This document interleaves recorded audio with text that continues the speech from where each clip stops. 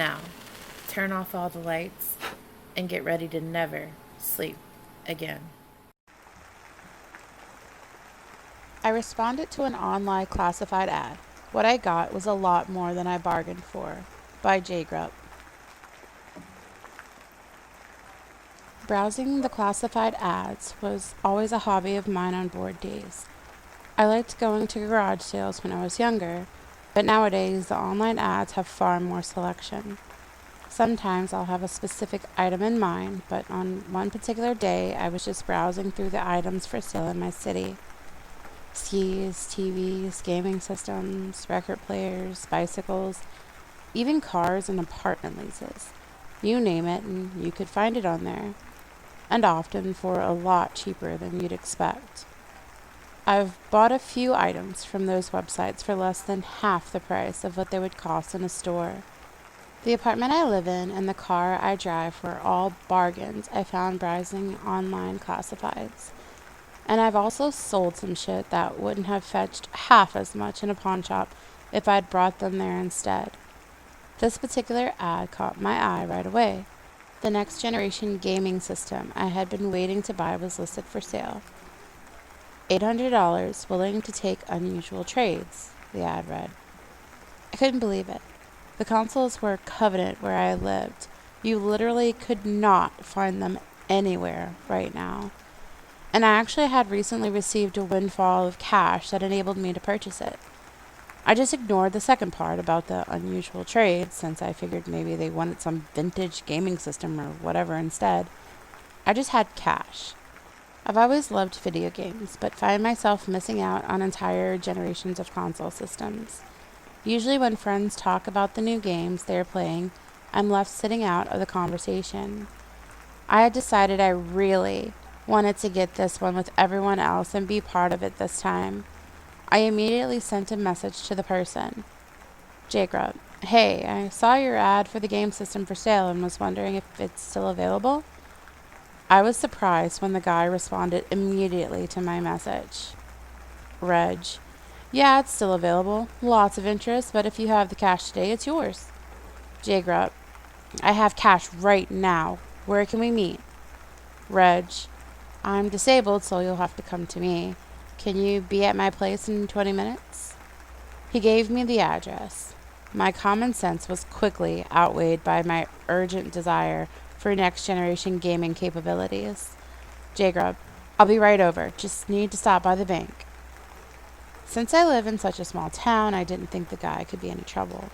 It's the sort of place where everybody knows everybody, and although I had previously been very cautious about these sorts of things, after doing transactions on the website multiple times, I had grown sure of myself and less concerned with the potential problems.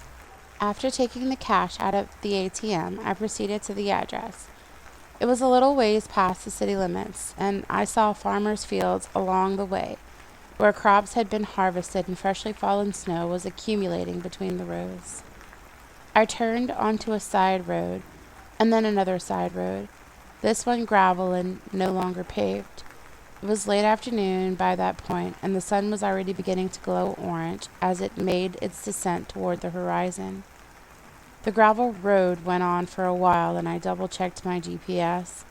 It was coming up soon, and I slowed down to read the number on the blue address sign out front by the road at the end of the driveway. This was it. Pulling the car over to the side of the road, I got out. Something occurred to me, and I pulled out my phone and sent a quick text to a friend saying I would check back with them after going inside, remembering a bit of wisdom I had heard once. Then I walked up to the front door and knocked on it briskly. The man who answered was in a wheelchair, but I could tell he was tall and broad-shouldered, wearing a stained white tank top with hair poking out at the chest and armpits. A smell wafted out of dirty laundry and spoiled food. He didn't say anything, just waited for me to speak. Hi, I had talked to somebody named Reg about a console for sale. They said to come here to pick it up. Oh, right, definitely, yeah, come on in. His demeanor changed immediately from gruff and unwelcoming to friendly and jovial. He had a warm grin, which he disarmed me with when I was about the rebuff his invitation inside. Uh, sure.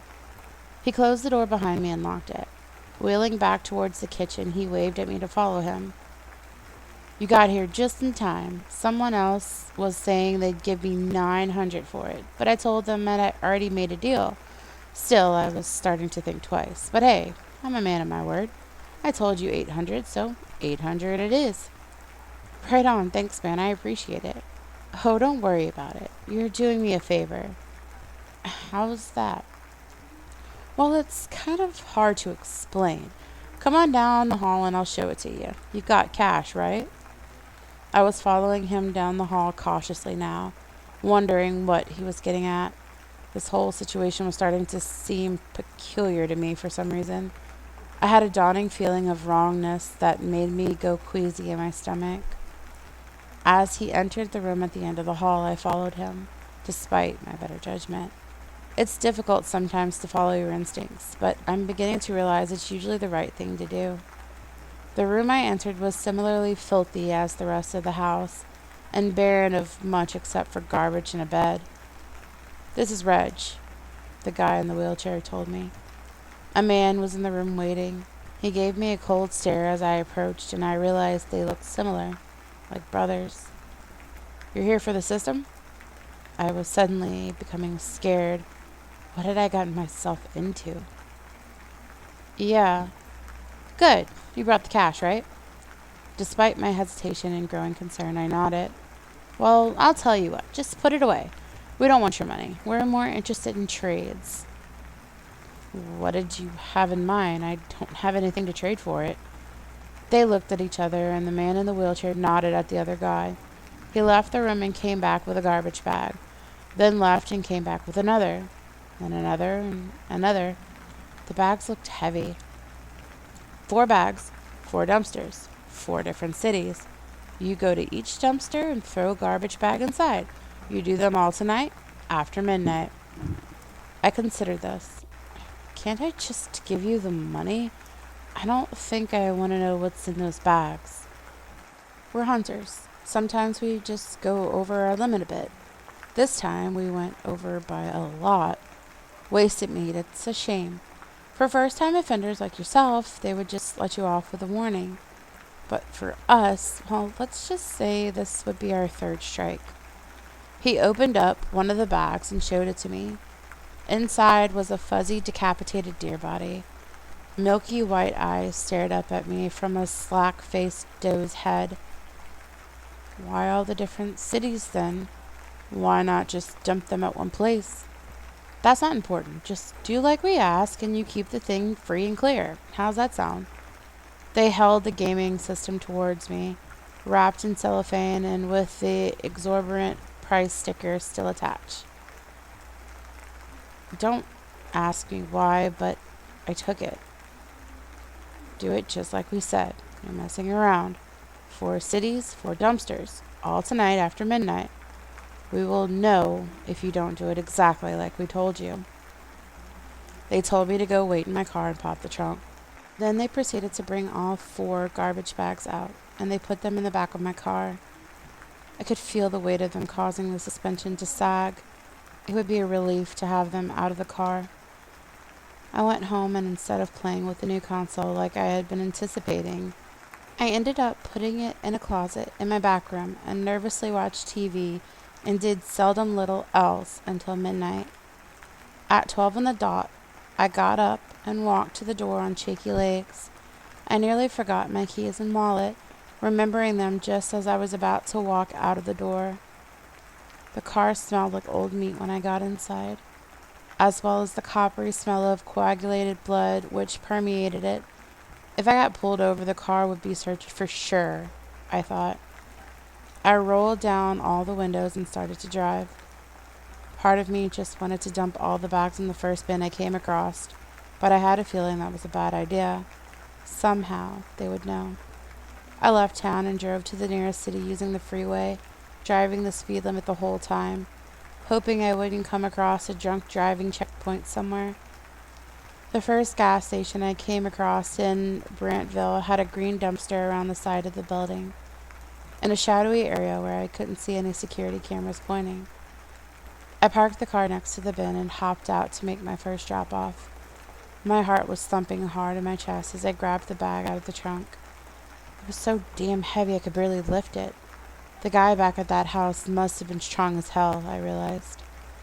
Using all of my strength, I managed to get it over the lip of the dumpster and ran back to the driver's door of my car and hopped in, speeding away like a criminal, which I guess I technically was since the sign on the dumpster said no dumping of household trash.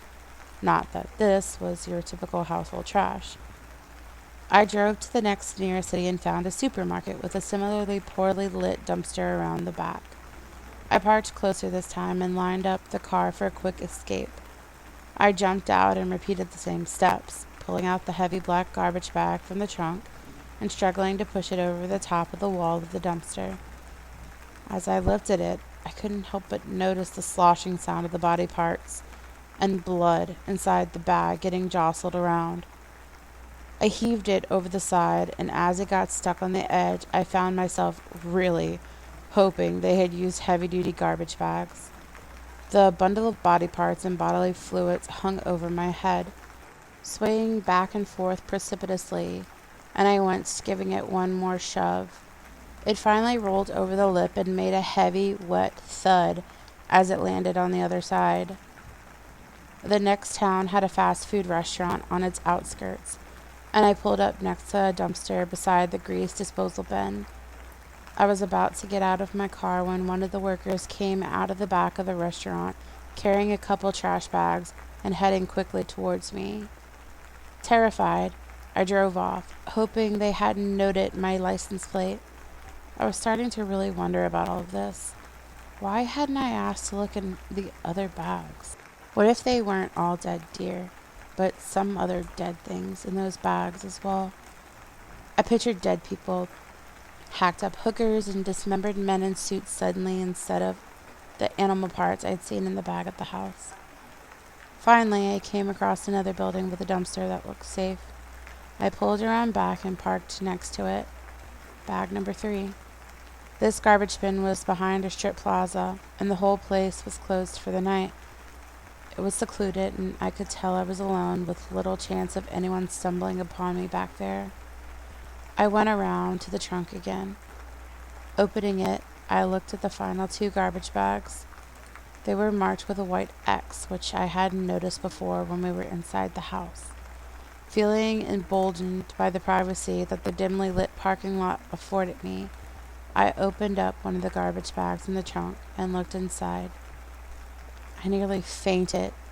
My vision went shades of yellow, then red, and nearly black as it filled with spots. At the last second, I regained my focus and looked down again at the face staring up at me from the garbage bag. It was no longer the whitened eyes of a doe, but the brown eyes of a man that stared up at me from inside the garbage bag. His face was covered in blood, but the resemblance was unmistakable. The face belonged to the man from the house. It was the exact same, but how the hell was that possible? Terrified, I tied the bag up again and pulled it out of the trunk. I lifted it over the lip of the dumpster and pushed it in. Thump! It landed on the pile of refuse inside with a loud noise. I immediately went back and grabbed the other bag. Fuck this, I said to myself. I just wanted to get rid of the bags at this point. I was terrified of being caught with a garbage bag full of human remains.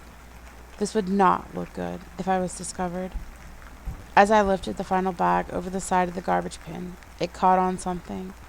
The bag ripped as I pushed it over the lip, and half of it came spilling out onto my side, splashing over me and raining dismembered body parts and bodily fluids down on me from above. The stench was horrifying and overpowering.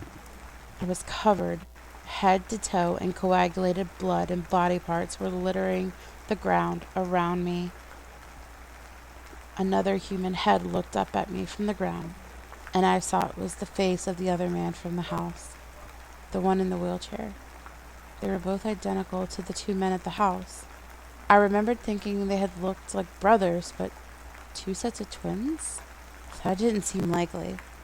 My mind struggled with the possibilities. Had the two men been replicated somehow? Replaced by aliens or clones? Had I been charged with disposing of the real bodies as the imposters took over their lives? Suddenly, my cell phone began to ring. It rang and rang, but I was afraid to answer it. I couldn't help but think of what he had said back at the house. 4 dumpsters, 4 cities. We will know if you don't do it exactly like we told you. Maybe I should have done as they said.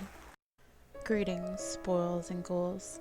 If you like this video, be sure to give it a thumbs up. If you'd like to see more, subscribe and hit the bell so you don't miss out. If you have a request or suggestion, make sure to leave them in the comment section below. We hope you enjoyed this video, and remember to stay spooky.